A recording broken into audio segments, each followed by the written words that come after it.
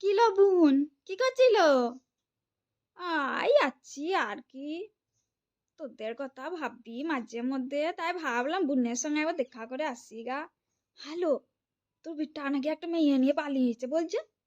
তা কাদের জাতের বেটালো? দেখিস আবার বি জাতের মেয়ে নিয়ে আইছে।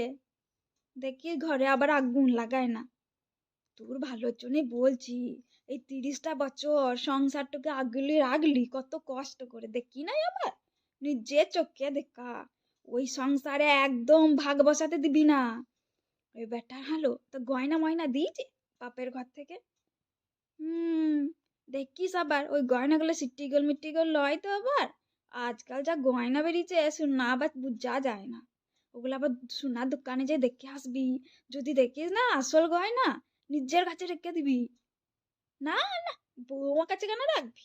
ও বয়স কম, কোথা বিচ্ছে কুচ্ছে দিব্বে নাকি ঠিক নাই। তোর কাছেই রাখবি। যখন খুঁজবে তখন মন হলে দিব্বি না। তুইও পড়িস একবার করে। হুম, তোর ভালো চাই বলেই তো বলছি বল। আসুন, একটি কাজ করবি না আর।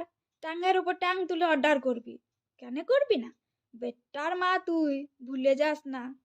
বেটা জন্ম দিয়েছিস কত কষ্ট করে, দেখি নাই আমার? আমরা তো সব জানি, বল তুই কত কষ্ট করে মানুষ করেছিস। লেখাপড়া শিখালি বেটাটাকে। তাহলে তো বউ মানে কি আবার চাকরি করে শুনলাম? হ্যাঁ, কত বেতন ভাই?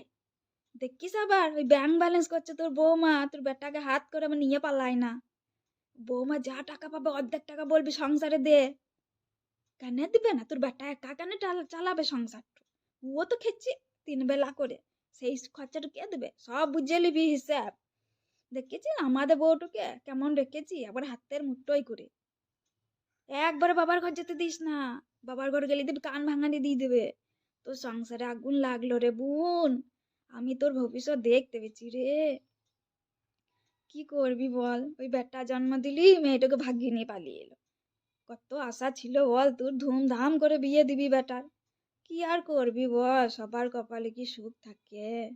যাইলো যাই, অনেক বেলা হয়ে গেল। আমি আবার লোকের সাথে বাঁচে থাকতে ভালোবাসি না। আবার